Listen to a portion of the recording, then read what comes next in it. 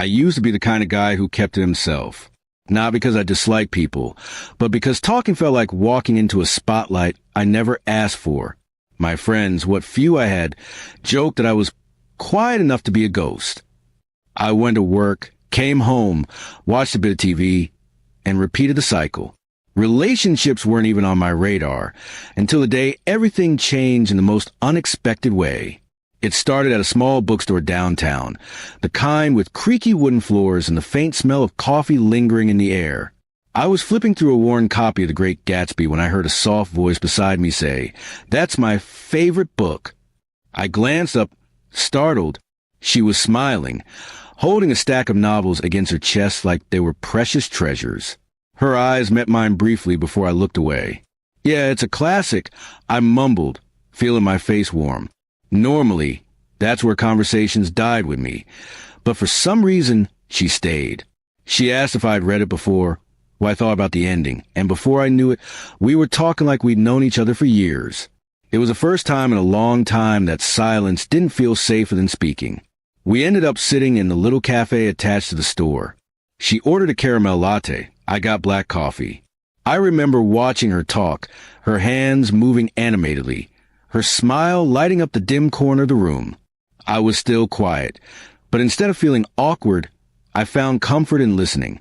She didn't seem to mind my pauses or the way I searched for the right words. Her name was Emily. She worked at a nearby art gallery and came to the bookstore often for inspiration. "I think books are just paintings made with words," she said, and I couldn't help but smile at the thought. Before leaving, she scribbled her number on a receipt and said, "Call me, or text if that's easier." She seemed to understand without me saying that talking on the phone wasn't exactly my strong suit.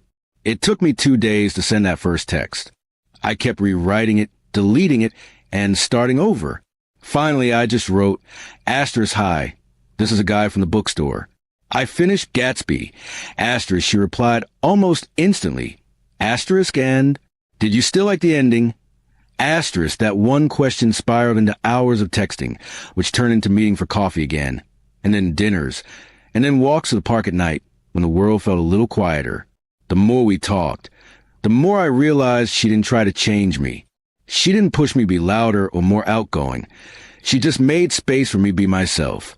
And somehow, that made me want to share more of myself than I ever had before. With her, silence wasn't empty. It was warm, comfortable, and safe. One evening, we sat by the lake, watching the water ripple under the glow of the streetlights. I told her about my fear of saying the wrong thing, about how I'd spent years thinking I was enough to hold someone's attention. She didn't laugh. She didn't dismiss it. She just reached over, took my hand, and said, "You don't have to be loud to be heard by the right person." Those words have stayed with me ever since. Months passed, and what started in that quiet bookstore grew into something I never thought I'd have. A relationship where I felt seen without needing to shout for attention. We'd spend rainy afternoons reading in the same room, sometimes not speaking for hours, yet feeling completely connected. Of course, there are challenges. My natural instinct to retreat into myself sometimes clashed with her need for communication, and there were moments when I feared she might grow tired of my silences. But every time, she reminded me that she didn't fall for me despite my quietness. She fell for me because of it. The turning point came the night I met her friends. I was nervous, hands cold, rehearsing what I'd say in my head.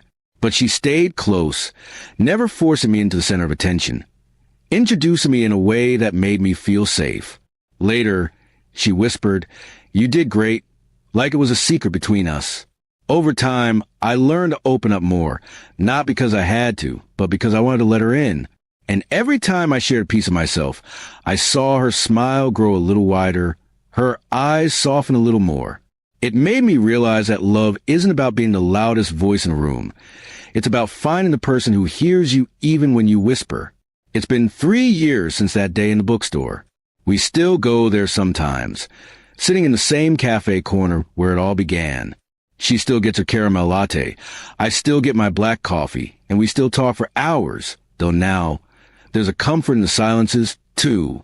Looking back, I never expected to meet my girlfriend by simply standing in the quiet corner of a bookstore. But maybe that's the thing about love. It finds you where you are, even if you're not looking, even if you're barely speaking. And for someone like me, that's the most beautiful part of the story.